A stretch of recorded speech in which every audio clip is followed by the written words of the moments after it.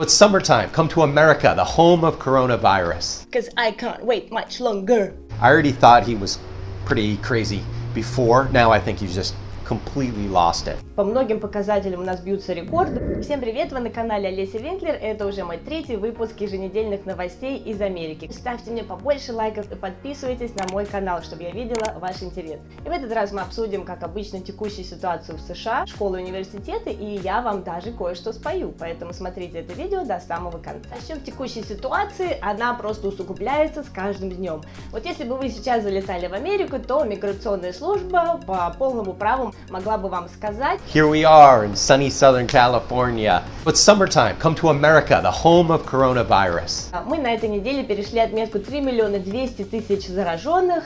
У нас также более 135 тысяч людей, которые, к большому сожалению, умерли от коронавируса. Этого, конечно, можно было бы избежать, если мы приняли бы другие меры. Поэтому у нас все продолжает просто ухудшаться. В 41 штате из 50 за две последние недели был зарегистрирован рост новых случаев. И также у нас растут госпитализации, смерти. По многим показателям у нас бьются рекорды. Вот в один из последних дней было зарегистрировано более 60 тысяч зараженных в день. We aren't handling it or conquering it at all. The federal government, led by Mr. Trump, is taking a different attitude. They basically said, we're over it. We're done. And they kind of stopped trying. And so now the cases are pretty much running out of control. Now states are trying to control it, but there's so much infection in so many different places that it's really impossible to control it at this point. Between now and November, there's going to be really very little done in a practical sense to try to stem the tide. We're just stuck. And the federal government and Mr. Trump, who wants to get reelected, is just going to ignore the problem and say we don't have a problem. Многие чиновники из Министерства здравоохранения, из других инстанций говорят о том, что в принципе по цифрам мы сейчас находимся в том же месте, где мы находились в начале пандемии, но просто наш эпицентр сместился из Нью-Йорка в другие штаты, типа Флориды, Калифорнии, Техаса. Казалось бы, ситуация у нас хуже некуда, но вы удивитесь, в четверг между тем во Флориде открыли Walt Disney World, огромный парк аттракционов и развлечений, несмотря на то, что в этом округе, где находится этот парк, за последние 2 недели, опять же, количество новых случаев выросло на 130%.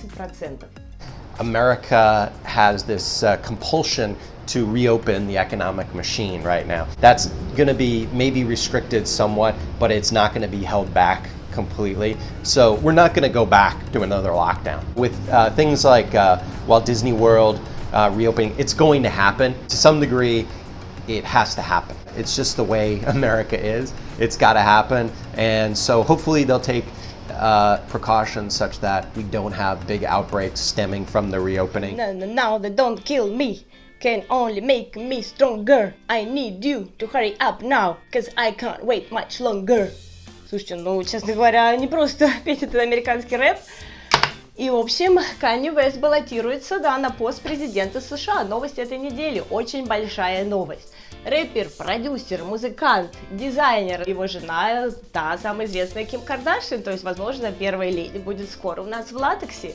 Илон Маск, сумасшедший предприниматель, тоже за компашку в этой партии, которая будет называться «Партия дня рождения». Потому что если мы изберем Канье Уэста, то как бы Америка родится заново. Посмотрим, что это было, просто ли шутка, или как бы рэпер вообще-то серьезно. Это не абы какой-то, а это реально культовый рэпер для Америки. Он крутой, он получил несколько Грэмми, его состояние на 2020 год составляет $170 миллионов, то есть чувак довольно богатый. I already thought he was pretty crazy before. Now I think he's just completely lost it. Completely lost the plot. Он, конечно, сказал, что он просто стоял в душе, читал свой рэп, потому что он придумывает рэп, когда он моется, и тут его посетила эта идея, что вообще-то надо срочно баллотироваться в президенты. My thinking was that since Kanye and Trump are actually buddies, or were buddies, that there was a strategy developed where Kanye would announce his candidacy and run a kind of a mock campaign in order to peel off some African-American votes away from Joe Biden. But Kanye said he and Trump are through. He doesn't agree with Trump anymore. He doesn't like Trump anymore. So he's split with Trump. And he's just got this kind of wackadoo birthday party campaign. The practical reality of the matter is he's announced his candidacy so late in the election season that he probably won't be able to get onto the election ballot in a lot of states. So he won't make much of any impact as far as I can see. Большая встряска на этой неделе произошла с ситуацией с университетами, и особенно зарубежными студентами, которые учатся в Америке или только что поступили. Правительство объявило новый, так скажем, закон, по которому все эти иностранные студенты должны вернуться домой, если их университеты будут вести только онлайн-занятия, или даже если это будут гибридные занятия, то есть часть занятий будет действительно в классе, а часть онлайн. Конечно, это шоковая, просто ужасная новость для всех этих студентов. Высшее образование в Америке и так стоит огромных денег. Например, один год в Гарварде обойдется вам практически $50 тысяч. Это не включая, естественно, расходы студентов на проживание, на съем квартиры или общежитие. Поэтому помимо просто горечи такого эмоционального стресса, людей выгоняют из страны, у многих появляются проблемы того, что они уже оплатили проживание и многие другие вещи. В общем, это просто катастрофа. In my opinion, similar to the fact that immigrants who want to enter the U.S. have been locked up basically indefinitely at the border. Similarly, we're mistreating the international students. The government is using this opportunity as a way to limit or end their time in the U.S.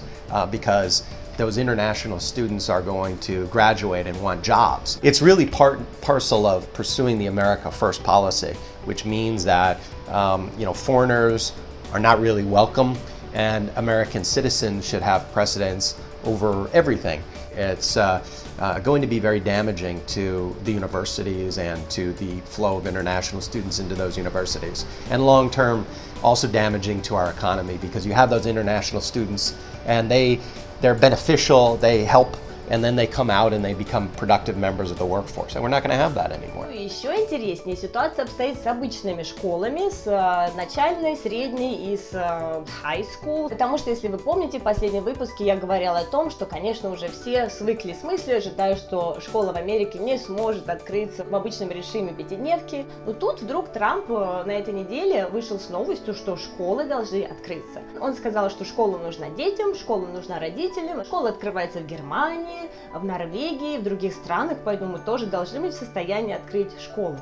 Ну, собственно, понятно, что функционирующие школы просто нужны Трампу, потому что он все же баллотируется на пост президента, да, и ему не нужен недовольный электорат, а скорее нужны родители, которые скажут спасибо за то, что школа открылась, и все как бы идет по намеченному плану.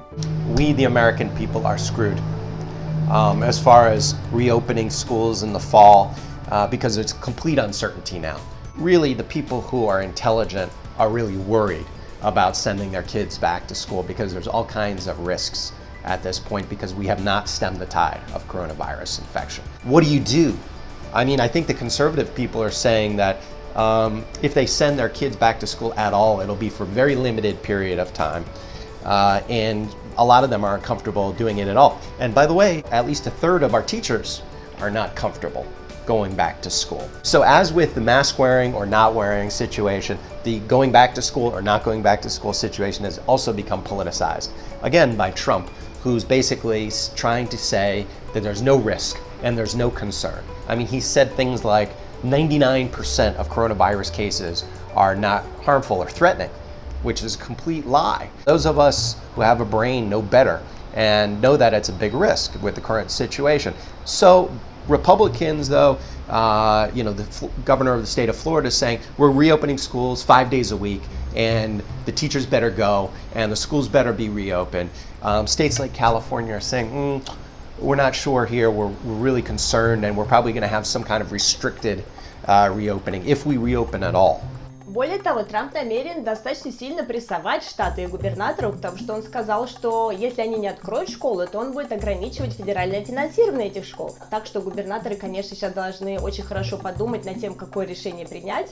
И вот, например, губернатор штата Нью-Йорк сказал, что несмотря на все идеи Трампа, только штат сам за себя может решить, готов он открывать школы или нет. Так что будем очень надеяться все же, что Америка будет руководствоваться благоразумием, а не просто отвагой и глупостью при открытии школ. Большое спасибо за просмотр этого видео, я надеюсь, что оно вам понравилось. Вы можете чуть более близко познакомиться со мной в других плейлистах моего канала, где я рассказываю о жизни в Лос-Анджелесе, о плюсах и минусах своей жизни, о том, как развиваются мои русско-американские дети. Так что подписывайтесь, смотрите и увидимся в новом выпуске новостей. Пока-пока!